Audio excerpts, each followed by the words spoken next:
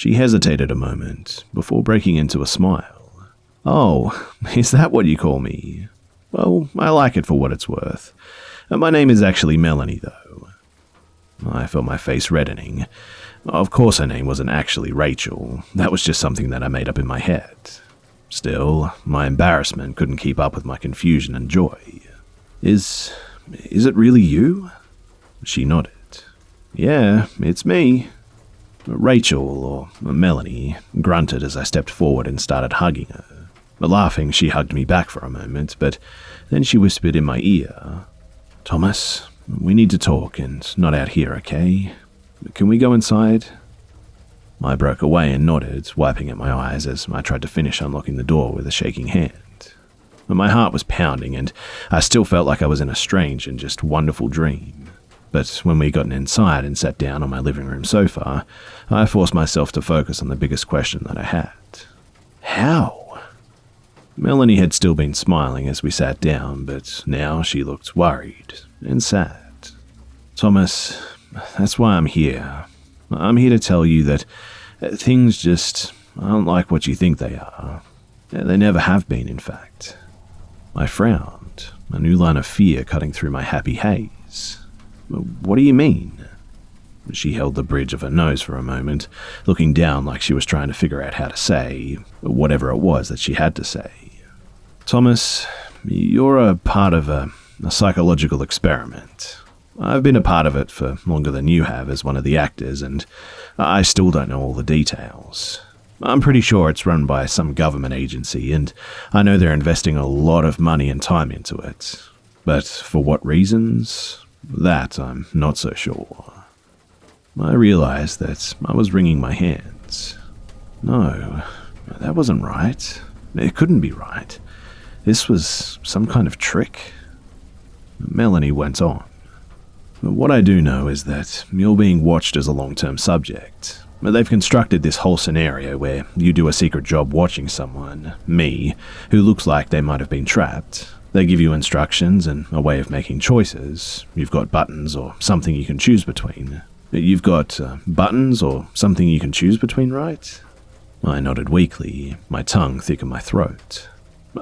Yeah, a red one and a green one." She sighed and nodded. "I think they're testing how much you'll obey, what choices you'll make off of your own morals, your intelligence and your fear. It's interesting, or at least I thought so when I just joined up 6 years ago. They've never officially given me any details, just the overall gist of it. But people talk, and the other actors and me sometimes, we hear things, and we gossip too." She smiled sadly. "And that's what caused me to start feeling bad about this." I interrupted. "Other actors?" Melanie's eyes widened. "Oh, shit, yeah, sorry. I think they call him Mr. Solomon, and there's others too." When I just stared at her, she went on. "Anyway, for a long time it was just the normal job, right? I spend 6 hours a day acting like I'm this trapped girl, mainly faking painting or watching TV, just boring stuff."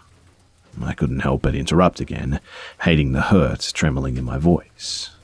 "Wait a second, you faked the painting? You aren't really painting those wonderful pictures?" And now Melanie looked embarrassed. "No, sorry, I can't paint a bit, actually. I'm a pretty good singer, though." She tried to smile, but faltered. Reaching forward, she touched my arm. "That's why they always have the paintings turned where you can't actually see them. They're already done beforehand, and all you ever see is some blank canvas, and, well, when they want me to show you something." Her expression darkened as she went on. "That's why I had to break the rules and contact you, though. When they started doing this hidden message, mind game bullshit, I got worried. Worried that you'd take it too serious, that you could get hurt or even hurt yourself. As soon as you left your shift tonight, I talked to one of the guys in the video department, and he told me about how you'd reacted, showed me how you were still parked down the street from the building, and I drove over. The bedroom set is a building outside of the town, and I saw you sitting in your car, and I almost approached you then, but I was scared of getting caught and fired as well, so I parked and just waited until I could follow you somewhere else and let you know that I was okay. She blinked back tears. I'm really ashamed to say that I almost left a couple of times. I don't want to lose this job, and I tried to tell myself that you'd be okay after a day or two. I could get them to change the script enough that you felt like I was okay and wouldn't worry too much. I felt an angry heat growing in my chest. Well, that's nice of you. She looked up, her eyes red. No, I'm shit, and I'm sorry. I was being selfish and cowardly, but I didn't actually leave. And then, when I saw Charlie leaving the building, saw you running over to talk to him, I knew that they were escalating it even further. Charlie? Melanie rolled her eyes in frustration. Shit.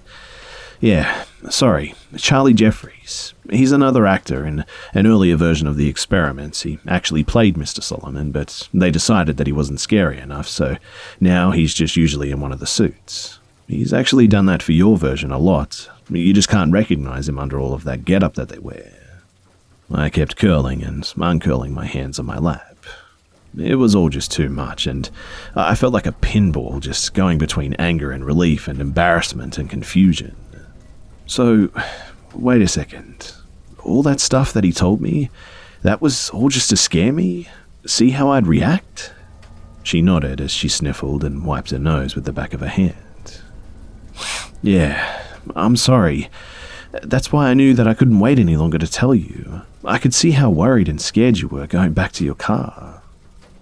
I pulled my arm back from her touch. Well, thanks, I guess. At least you stopped me before I went to the police and looked like a joke in front of them, too. I just wanted her gone, her sympathetic, pitying eyes off of me. Thanks for stopping by and letting me in on it.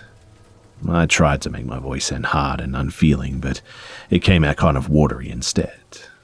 Standing up, I turned away from her so she couldn't see as I started to cry. If you don't mind, I just need some time to think about everything. It's a lot.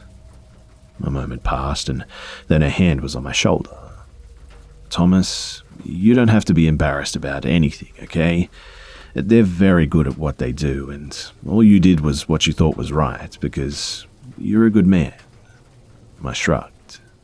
I thought that you were in trouble, and I just wanted to help. She gently turned me toward her, and when I looked up, she smiled and sniffed again. I know, but you need to realize, most people wouldn't have tried to help, not when it meant giving up their job or risking themselves like that, not for a stranger. I wiped my face as I looked away. Well, I feel dumb, but I'm glad it's not real, and I'm glad that you're okay, that we both are. I paused and caught her eye again. We are, aren't we? Safe, I mean. She hesitated before nodding. Yeah, I think so. Like I said, though, they have a lot invested in whatever this is, and the fact that they're willing to go as far as they have with you just makes me wonder, but I've never seen any signs of anyone getting hurt, for what that's worth. I think the worst that could happen is one or both of us gets fired, maybe. I felt my face getting red again. Oh, don't you worry about that. I'm going to quit tomorrow. I'll finally get to hit their damn buttons, maybe even both of them. I started to smile, but then I saw a look on Melanie's face. Thomas, please don't do that. I don't think that would hurt us, but if you just up and quit, they'll figure out that I've talked to you. I don't think they watch us all the time, but I don't know what they can find out. You know, tracking, cell phones, spy satellites, whatever. I'm taking a really big risk just being here, and I don't want them to catch on. I took a step back from her. So, you just want to keep getting paid to trick people like me? She reached out and grabbed my right hand. I had been clenching it unconsciously, and it relaxed at her touch. No, I don't want to, but I wasn't expecting this. How the experiment has changed, getting to actually meet you, and I can't do it long term, but another month or two to save up some money? Now that you're onto it and won't be scared or hurt by it anymore, she smiled. That I can do. That we can both do. We can keep going on like normal, take some more of their money, and then one of us can quit. The next month even, or the other one can. How does that sound? I shrugged, uncertainly. It made some sense, and once I calmed down, it would probably make more. She gave my hand a squeeze. And when this is all over, I would like to get to know you better. I know I've been playing a role, but for the most part, that's been me you've been watching all this time. And I think it's only fair that I get to see more of you too. She blushed. Assuming you're interested in that, of course. I felt my hand growing clammy in hers as my stomach fluttered. Well, yeah, I would really like that. Swallowing, I added. How long do we have to wait to see each other again? Melanie grinned at me. Work another month or so, save what you can, and then just quit.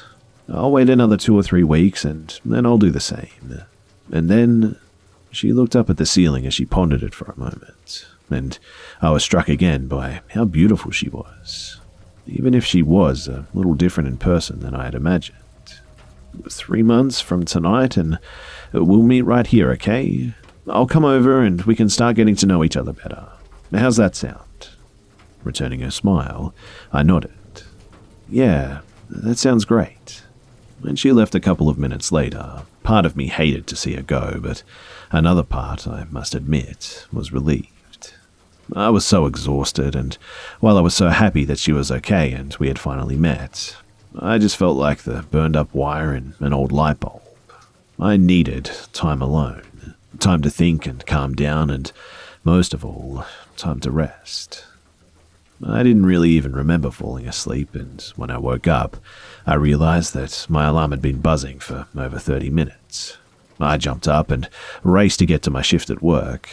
As she'd been leaving, Melanie had stressed again how we needed to act completely the same. That meant not freaking out, but it also meant not acting like everything was okay either. If I suddenly showed no signs of being worried about her, that would tip them off too. I promised, and she left after a brief hug and a kiss. Remembering that now, through the haze of my tiredness the night before, it almost felt like a dream. Still, I went into the surveillance room with a much lighter heart.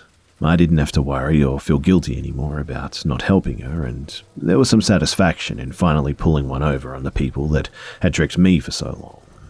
Besides, in 3 months, I'd be done with this place and get to see Melanie again. In person, at least.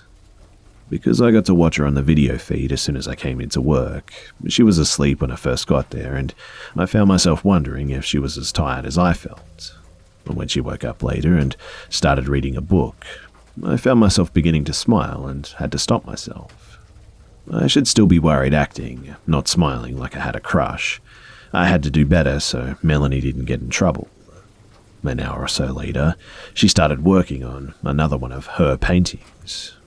Watching her work, I was amazed at just how real it all looked. It was hard to see everything from my angle, but I would have sworn that she had paint on those brushes and was really painting whatever was on that canvas. And if I'm being honest, I found myself being proud of her. She really was a great actress. Not only didn't I see her giving any clues that we had met or talked, but she really did seem different in the room than she had in my apartment. I suppose that was what she had meant by playing a role. I was almost at the end of my shift, and while I hated to leave her, I had to admit that I was ready for some more sleep. Trying to guard my reactions all day had been exhausting, and I was dreading the next few weeks. But then I realized that she was done painting. I expected her to just go and do something else, but instead she picked up the canvas at its edges and carefully walked it over to the sofa. Her body was blocking it at first, but then she stepped aside. It was a painting of a massive tree. The bark was a dark red with a huge twisting trunk that broke off into a dozen branches. Those branches were covered in leaves that were so deep green that they almost reminded me of a storm cloud, more than the top of a tree. Like all the paintings, though, I felt touched by it, even now that Melanie had told me that she didn't actually paint them. The images themselves, combined with the colors and the small details, they really were amazing. And just like this one, if you looked close enough, you could see that there were several small black birds in the branches of the tree. It was funny too, but they almost looked like they were... It almost looked like they were made out of words. I felt my heart start to stammer, and I forced myself to stay calm. No point in being silly, right? I knew it was all a game now, and I just had to play my part a little longer. Still, though, it worried me would want to know what the words said, so I might as well try to read them. I squinted, following the birds right to left and top to bottom, and it read, "That girl isn't me." I looked away from the painting to see Rachel staring up at me, and she looked terrified. G'day mates, it's Busta here. I hope you guys enjoyed the video, and if you would like to help me out, then please go ahead and watch another video by clicking on a card on the screen. As always guys, thanks for all the love and support, and I'll see you mates in the next one.